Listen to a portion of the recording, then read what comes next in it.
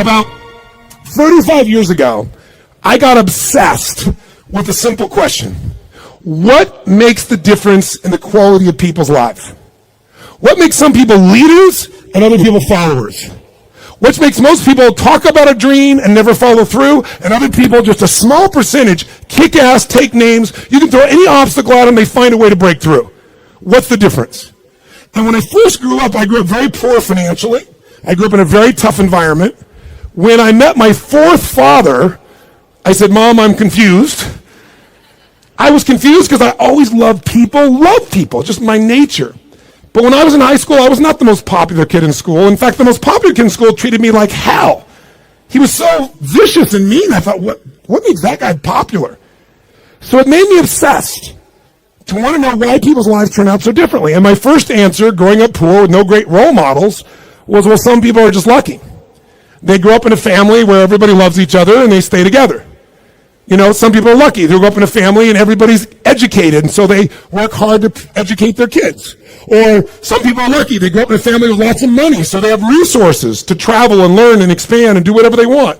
And as much as I wanted to believe that story, that some people are just lucky, that they had a better family, when you pay attention and you're even slightly honest with yourself, that story doesn't hold up, does it? Because when you look around, what happens to people that were truly given everything and they don't have to work for it? What happens to the person who's born and they got total love and support from their family? They have total financial abundance. They don't have to worry about it whatsoever. They got all the great education. What happens to the majority of those? Not all, but the majority of those people don't build any muscle. They're not hungry because everything was given to them, so they don't have any hunger that could give them drive. Which if you ask me, Tony, what's the single most important key to success above anything else? It's not talent, it's not skill, it's hunger. If you get enough hunger going in you for an answer, you'll find the answer. If you get a hunger enough inside of you that says, I got to take things to a next level, I got to achieve, I got to make a difference, I got to expand, you will find the answer. People's intelligence will expand if they got enough hunger. But if you got everything and you're not hungry, you're not going to have much. Look at the pathetic people you read about in the rag newspapers who were given everything. And as a result, what do you find out? The majority of people that are given everything, you find them living in rehab. They've been getting everything else and they're going in and out of rehab for drugs or alcohol or something else. And then you find these people that life seems to have stepped on. You know the kind of people I'm talking about? Life has kicked them in the face. They've experienced tremendous injustice. Nothing has been fair to them. They've been abused mentally, emotionally, sexually, spiritually, whatever. And very often, those are the very people that most of us are inspired by, who achieve levels that most people never dream about and who touch society. For example, what would you guess would be the future for a child if I described their background? Because most people think biography is destiny. What you've been through determines who you are. And most of us, if we're not succeeding, can tell everybody the stories of why we're in that place. But it's much more fun to tell people where you are today in spite of what happened in your life. That's a much more interesting story, isn't it? But if you look around, what if a person's story is this? True story. A person's born and their father's not there as a baby. Their father left before they got there. Their mother is going to raise them, and their mother's 13. A child being raised by a child. If that's all I told you, what would you predict the future of this child would be? Real positive, uplifting, expansive, powerful, influential, or concerning? Concerning. What if I said this 13-year-old mother didn't know what to do with this baby and was overwhelmed, so she gave the baby most of the time to her grandma, who had lots to deal with? And what if I told you, with grandma not noticing, before this child was 13, she was sexually abused more than 3 times by different people in family and friends? Now, a little baby being abused, a child being abused. What's the future? Doesn't look too bright, does it? What if I told you at 13, when the baby turned 13, this baby became exactly like her mother and became pregnant as well? Followed exactly in her mother's footsteps. What if I told you at 13, when the baby arrived, the baby was stillborn? The baby died at birth. What would that do to an adult mom having a baby, much less a 13-year-old child? What if I told you the kid went a little crazy with her behavior, got so outrageous and out of control, they put her in an institution, but fortunately the institution didn't have enough beds, so they couldn't keep her there more than a few days, and they finally released her to a man who claimed to be her father, who she'd not met. By now I'm sure you figured out whose story this is. Who is it? This is Oprah Winfrey's story. Oprah Winfrey went through all that we just said, plus she was African American at a time in the U.S. when the President of the United States was not African American, and when many people in the U.S. did not judge people by their character, they judged them by their color based on nothing whatsoever. This woman has become one of the most influential people in the world, females on the planet, and that's her story. So the reason is, whatever story you're being told about the economy, whatever story you're being told around you, you have to be so aware not to buy into a limiting story. Either someone else telling you that or you telling yourself that. And I'll tell you something, it's gotten worse as the years gone by, and I think the U.S. has been the leader in it, and I'm not attacking my country, it's interesting what's happened in my country in the last 2 decades. Some of you may be old enough to remember 20 years ago when things started to change. Because America likes to export their stories. So I think many of you, if you're around then, can remember there was a story of 2 young men who killed their parents in Los Angeles. Their names were the Menendez brothers. Does anybody here remember that story, the Menendez brothers? Keep your hands up so I can see a sense. Yeah, quite a few of you can remember the story. If you didn't know the story, it's about these 2 young men. They killed their parents, their mother and father, at point-blank range with a shotgun. Murdered them in cold blood. But when they went to a jury trial, the jury couldn't decide. They admitted they did it. They admitted it. But they said their parents were abusive. And so the jury literally was deadlocked. It took 2 jury trials to convict them. Now, all because they were abused. Well, many people are abused. They don't kill their parents with shotguns. Right? See, if you and I are going to be successful, we're never going to get it by blaming somebody else, including God. People say, I'm poor because God wanted me poor. I'm fat because God got me fat. No, you're poor and fat because you sit on the couch and watch TV and eat Cheetos all day. It's not God's fault. So what I'm suggesting to you is you and I have to come up with a better story. A story that can make things work. So now I want you to tell me the truth on something here. Tell me right now, who here in this room has ever failed to accomplish something that really mattered to you? We all know we failed at some point. The first time I ever asked this question on stage, it was spontaneous. I was at this group called TED, Technology, Entertainment, and Design. And I asked everybody in the audience, because they're all multi-billionaires, the guys that started Yahoo, the guys that started Google. It's this really unique group of people. And then this darkness. And they weren't responding, so I said, let me just ask you a question. How many of you have ever failed? No one raised their hand. I said, thank you for your full participation. How many of you have ever failed? They all raised their hand. I said, great. When you failed in the past, why did you fail? And this is where you hear people's story. Remember why I'm telling you this? Because I want to tell you right now, you might write down something. Change your story, change your life. We all have a story about why we are where we are. If you're not where you want to be in your life, in some area, like maybe your body's great, but your finances aren't, or your finances great, but your relationship sucks, or doesn't, or whatever, the bottom line is, you've got a story why it's that way. And the story we tell ourselves protects us from pain. It gives us a reason why it's not our fault, or it's going to be okay in the future. But the story that protects you also imprisons you. It keeps you from changing your life. So in order to create a change in your life, you really truly got to change your story. You got to shift your story. You got to find a story that's going to empower you, a story that's going to strengthen you, a story that will push you beyond anything you've ever done in the past. So the story most people have, and that they had at this TED piece was, I said, why have you failed in the past?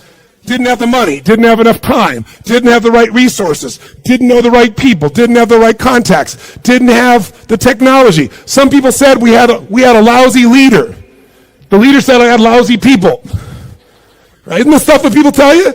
And then in the darkness, I heard this voice say, I didn't have enough Supreme Court justices. And I looked into the dark room down there in the front row, and it's Vice President Al Gore, who lost to George Bush. And the whole crowd, I was in Northern California, it was a Democratic crowd, so they all stood up and cheered like crazy. And when they're done cheering, I just stood there and I said, that's one way to explain why you didn't become President of the United States. You didn't have enough Supreme Court justices. But I might suggest there might be a different reason. And everybody was like quiet, going, what's he going to say? And I said, let's look at everybody else first. Those of you that told me you don't have the money, you don't have the time, you don't have the education, you didn't have the right people, didn't have the right skills, didn't have the right technology, you didn't have the right Supreme Court justices, or enough of them. I would submit to you, you've all told me the reason you failed is you didn't have the resources. Time is a resource. Money is a resource. Technology is a resource. Knowing the right people is a resource. And I said to the audience, here's my experience working with the most successful people on the face of the planet, athletes, presidents of the United States, multi-billionaires. Here's what I know from them. Resources are never the real problem. Our lack of resourcefulness is the real problem. I'll say it again. Lacking the resources is not the problem. Lacking resourcefulness is the real problem. What I mean by that is very simple. The ultimate resource is human emotion. What starts wars? Is it logic? Hell no, it's emotion. What makes you get married or get divorced? It's emotion.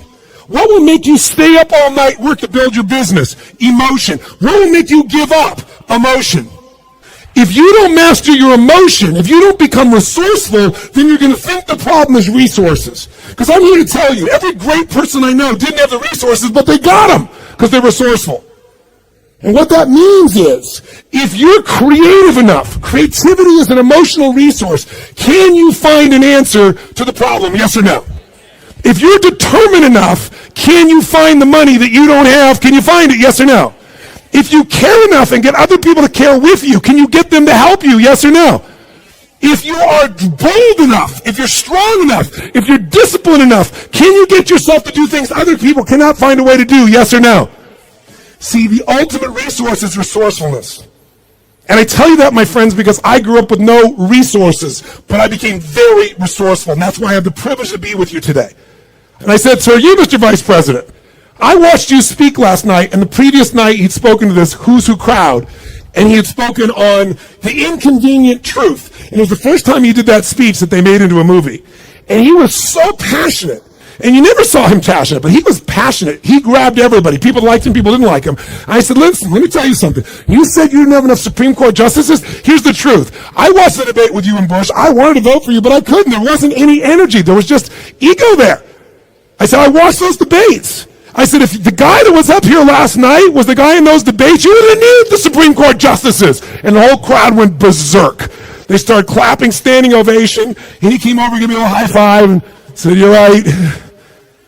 And we became good friends out of it.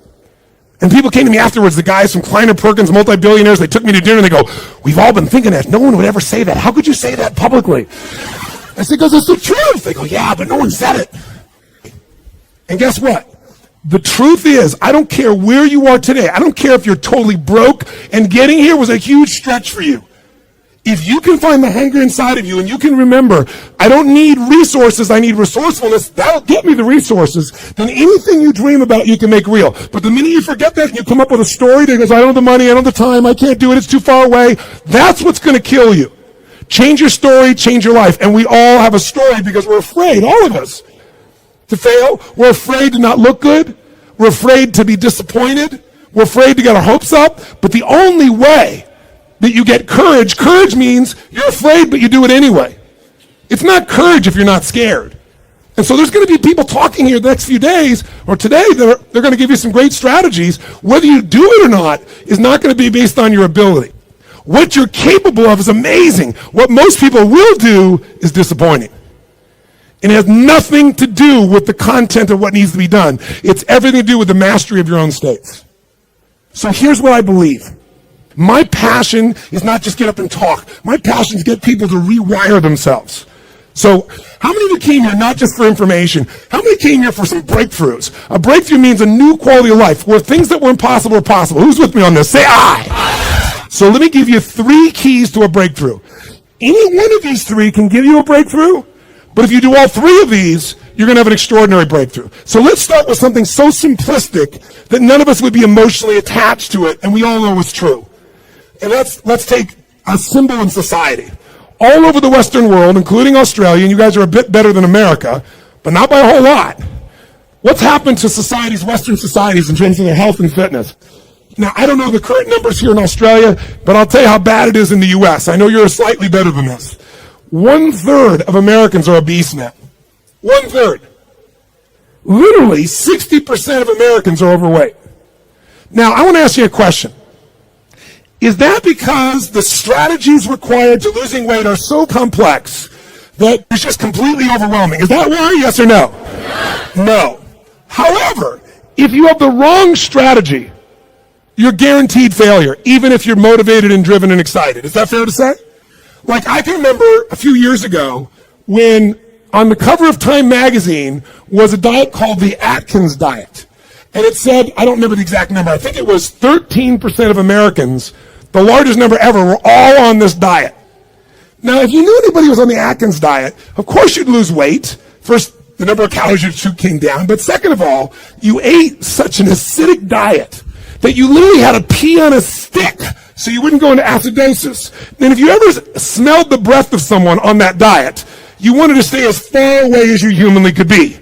Now, that's not too hard to figure out, that if I got to pee on a stick so I don't go into acidosis, and my breath is this bad, this may not be a sustainable approach to losing weight.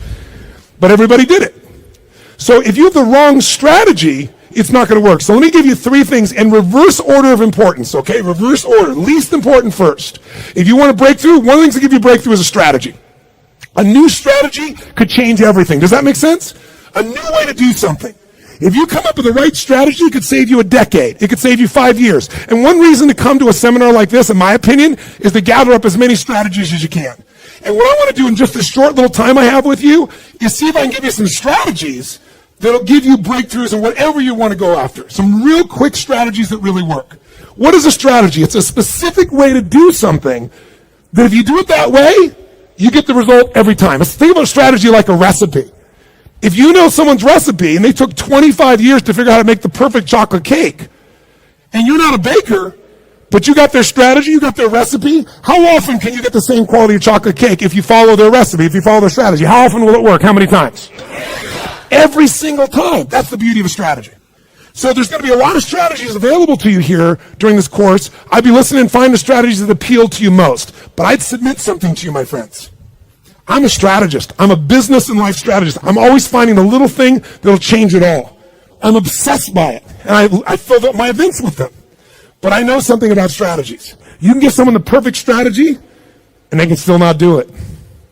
They can even know it's the right strategy and still not follow through. That's why the problem in our society is not a lack of strategies. If I said to you right now, okay, we got to lose weight, and we're in downtown Brisbane, and we were to walk 10 blocks, how many places would we pass within 10 blocks that could help you to lose weight, for example, or get fit or get strong? How many?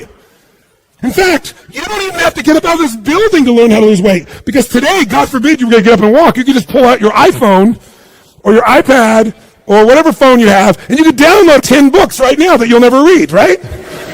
On how to do it. Maybe you'll start reading the first one, and then you'll get a little text. Oh, what's the text say? And you won't read the rest of the chapter. How many trainers are there in the Brisbane area that could get you fit and strong? Are there plenty, yes or no? Yes. So, is it a strategy problem, do you think? No. So don't get me wrong, I believe strategy is invaluable, but strategy without the next 2 is basically worthless in my experience. You know what to do, but you don't do what you know.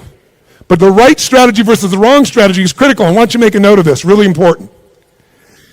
You have to do the right thing at the right time. I'll give you an example in my country. Buying a house, right thing to do. In my country, 2007, wrong time.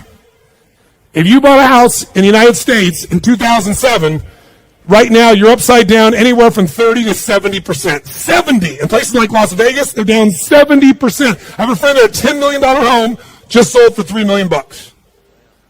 That's why, my friends, I'm a student of seasons. That's why you have to understand and become so incredibly bright and aware as to what's really going on. So when someone tells you the strategy, you go, is that really right now? Because they'll show you a strategy that worked. The question is it working now? You want someone who's done it and is doing it. People go all the time and they go see someone, let's say a really nice stockbroker who then tells them what to do with their finances, but you got more money than he does. That ought to be a clue he's not the person to talk to. People go to psychiatrists all the time that are taking antidepressants for their depression, and they wonder why they don't get better. I mean, we're weird this way. I'm telling you, if you're going to get a strategy, you better get somebody who's doing it, someone who's getting results. Now, strategy isn't critically important. Even though I beat up on it, is it still a huge advantage with the right strategy, yes or no? Yes! So what's the second thing? The second element, though, that affects whether you're going to use the strategy or not is the story you tell yourself. Does that make sense? Because if your story is, I'm big boned, or I've tried what? I've tried what? Everything. If you tried everything, you'd have the answer. Right? But when people say, I tried everything, what does that do? It makes your brain go, see, I've tried everything. There's no reason to try anymore. It's not my fault. I'm just big boned. I just have low metabolism. Right? It's just, I've always been this way. And by the way, people's stories are often true, but they're not effective. It may be true that you have low metabolism. It may be true that you're big boned, but that's not why you're fat. It's because you're doing nothing to change your metabolism. Make sense? Or, I don't have a relationship with a great man, a great woman, because all the good ones are gone. Or they're gay and I'm not, or I'm gay and they're not. Something of that nature. Right? Isn't that a common story people tell themselves? And what does the story do? It kills your hunger, it kills your drive, it gives you a reason not to face the discomfort. We've all lived in a society that has trained us since we're this tall now. Most of you, by the time you're 21, saw 2 million commercials that had to instantly get out of pain. Instantly out of pain. You know what the problem with getting out of pain is? It takes away the purpose of drive. How many of you know somebody who takes antidepressants right now and they're still depressed? That's because they have the same story. Even though they changed their biochemistry, the same story brings them to that lousy place. If your story is, I don't have the resources, that story is going to kill your future. If your story is, I can get any resource I want if I find a way to add enough what? Value to other people's lives, then you can get the resources. It's so amazing. I don't know, because in Australia you don't have a lot of places to go. I know there's a few. But how many of you in this room ski or snowboard? In skiing or snowboarding, if you take up the sport and you get on a really vicious hill, what they call a black diamond hill, there's edges where if you don't stop, you go to the edge and you'll die. And what happens is when you're brand new and you're starting to skid out of control, most people slam themselves on the ground and try to hang on to the hill for dear life. And those are the people that will never master skiing or snowboarding because they let the fear of the edge push them down. The person that goes, I'm going to dig in. I'm going to work even harder. I'm going to carve. It's scary as hell, but I'm going to stay with it. They learn to carve. Those are the people that have skiing or snowboarding be something they love for the rest of their life. Your story is everything, my friends. And by the way, I'm not lecturing you. I'm sharing with you because I've learned by my own stupidity. That's the only reason I can share this. But you change that story, you'll change your life. Give up the story that limits you. It may even be true. You may have ADD. You may have been abused as a child. It may be true. But that story is not why you don't have great relationships or a great business now. You don't have great relationships or great business now because you're so afraid of trying and failing, you keep telling that story instead of taking action. Third key, the most important key. Because by the way, if you come to somebody and they go, well, I'm big bone, they go, that's just your story. They're going, I'll show you a story. I'll beat you to a pulp. We have to do this to ourselves. But if you are going to help someone change, including yourself, you need the third element, the most important element, and that is you need the right state. State. Or Australians call state. State. If you're going to have the right state, then what you have to understand is your state determines how you think and feel. Right? How many of you in this room can remember a time when you got really angry at somebody? Do you ever notice when you're really angry at somebody, suddenly remember everything they've ever done? Because when you go in that angry state, it makes you take the parts of your brain that relate to a story that supports that state. On the opposite, how many of you in this room can remember a time in your life when you fell head over heels in love with someone out of your mind? How many can remember a time like that? Say,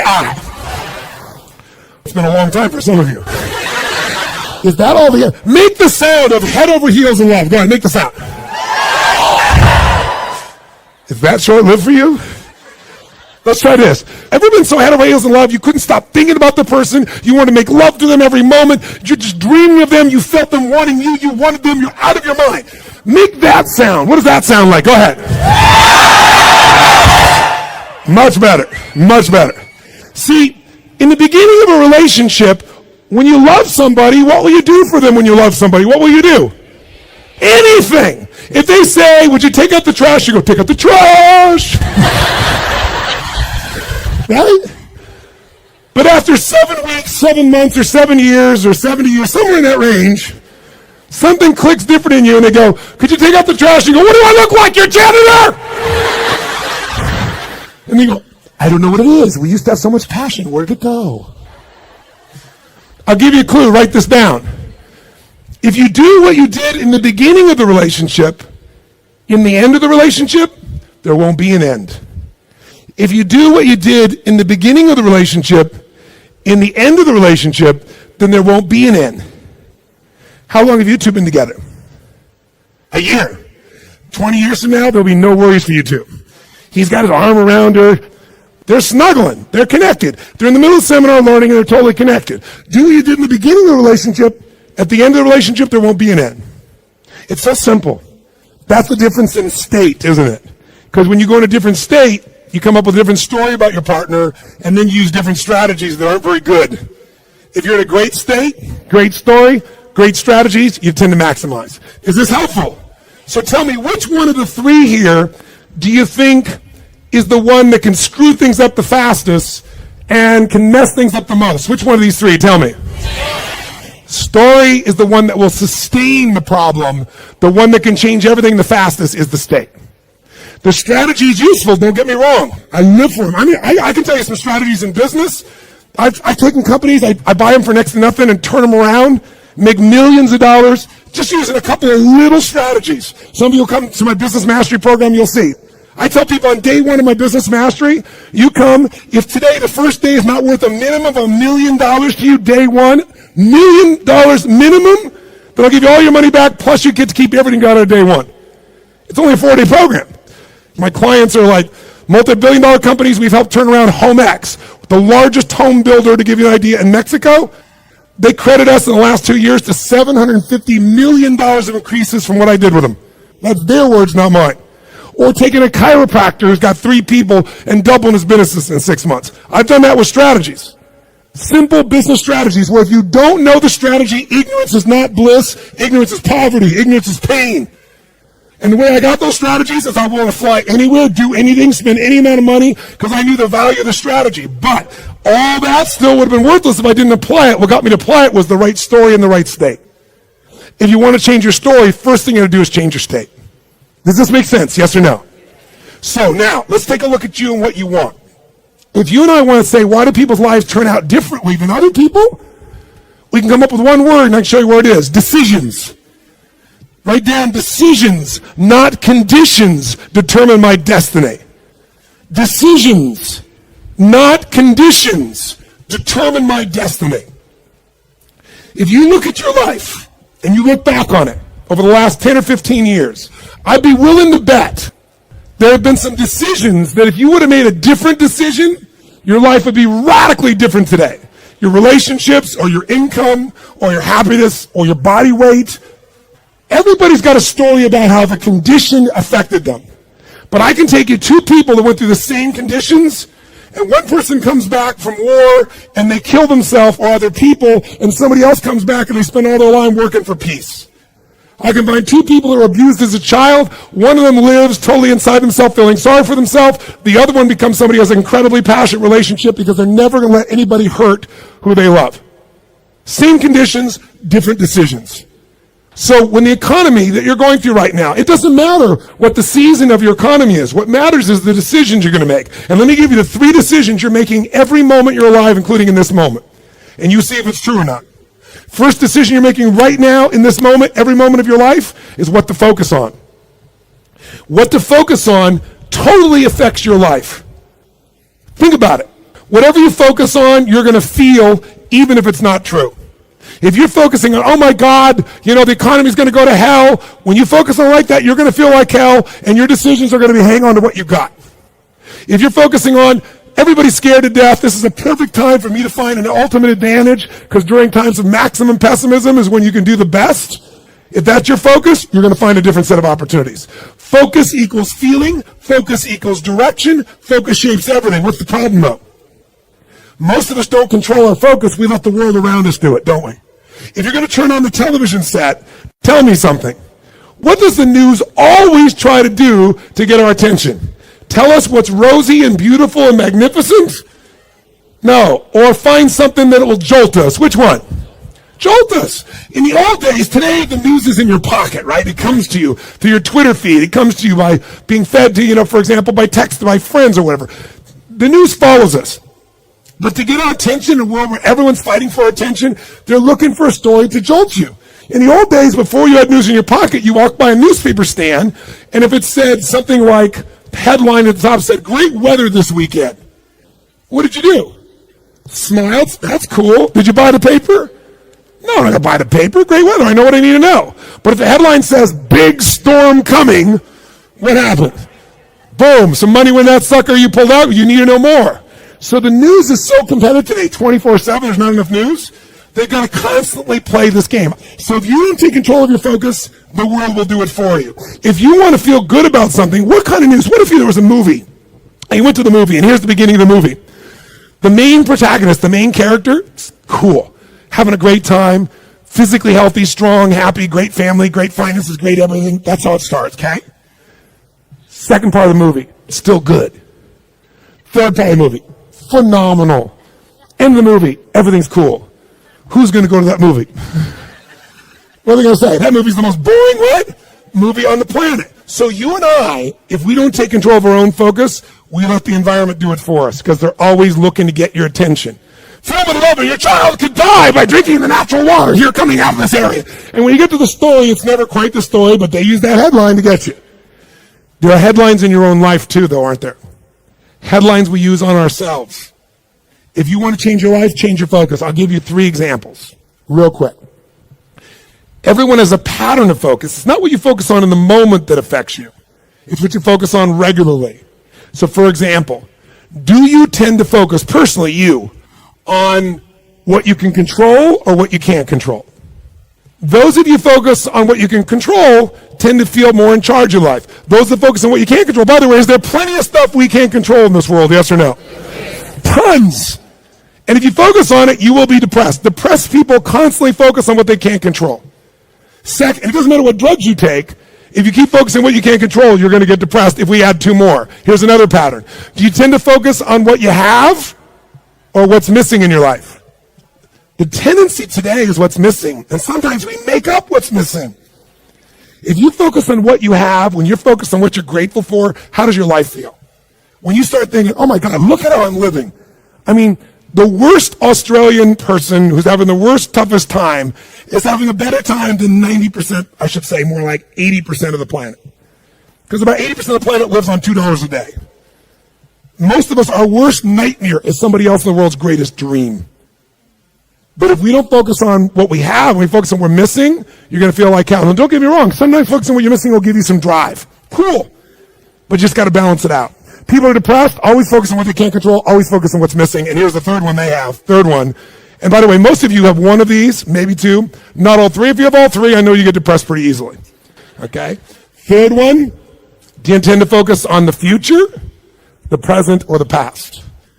Now, we all do all 3, right? But which one do you tend to put more focus on, the future, the present, or the past? What is it for you? Just say it out loud. Great. Future. Now, in this room, you hear a lot of the future, which in my country is called future. And most of you came here because you're interested in the future, aren't you? Isn't that why you came here? Yep. That gives you an advantage, doesn't it? Because most people tend to look at the past. If you focus on the past, since you can't control it, it's going to probably, many times, lower your energy or even depress you. If you focus on the present, you'll probably be happier because the present moment's got more to it. A great business person looks at the future and the present, back and forth. A great happy human being tends to live in the present. A miserable human being tends to live in the past. Now, there's some exceptions. If your past is the best part of your life, you might want to spend more time there.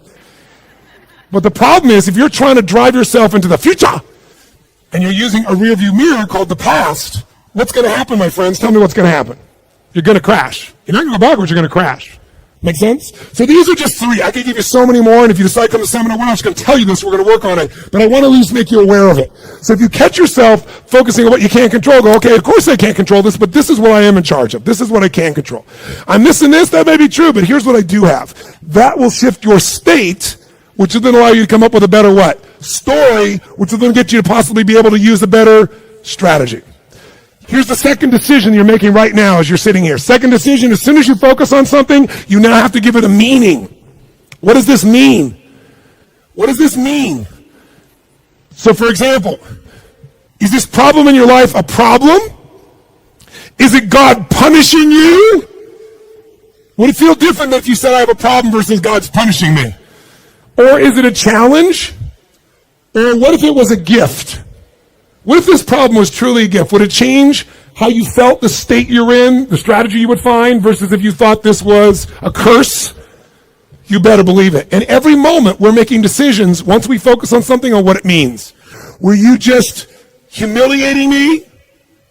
Were you teasing me? Were you challenging me? Whichever one you come up with is going to change a very different relationship between you and I. And it's all what you make up in your head, the meaning you give it. Is this the end or the beginning? If you think this is the end of a relationship, are you going to treat the person the same way as if you think it's the beginning of a relationship? Yes or no? If you think this is the end of your career, the end of opportunities to invest versus the beginning of them, then your whole experience is different. If your economy really were to take a huge explosion and take a huge drop down, it would be one of the greatest opportunities of your life. The fact that it's no longer growing geometrically is an advantage to you, if you understand that. Because by the way, you make more money when things burn down than when they grow because they burn down faster. Takes years to build the towers in New York. Burn them down in a couple hours. And if you're smart, you can know how to do well no matter what the economy is doing. That's really the skill set you got to master. But none of that will you get to unless you can come up with an empowering meaning from the situation. That's what makes somebody successful. What makes Oprah Oprah is she focused on what she could control. Oprah focused on what was possible, what was in the future, and how she could do something right now to make it happen. Oprah mastered meaning. She didn't say, I'm African American, I'm poor and I'm broke and I have no resources. She goes, I'm a tower of power and I'm going to find a way to make this world change. Those belief systems got her, those states and beliefs, to the strategies that made her Oprah. Make sense? So, the piece here is meaning. What does it mean? And then the third decision you're making right now, and again, when I say you're making it, be honest. You may not be making these decisions consciously. They may be being made in your unconscious just habitually because you're not paying attention. That's why you and I want to change our life. We got to wake up. So we decide what we focus on, we decide what things mean, and then the third decision, we decide what to do. What to do. Do I quit or move forward? Do I go interview this person and figure out what they know, or do I just go home and have lunch? Do I enroll in this course so I keep growing, or do I go home and say, let's just see how I do? Your decisions are going to be affected. Do I stay married or do I get divorced? Do I walk up to that person and say, I want to meet you, or do I just stay here and...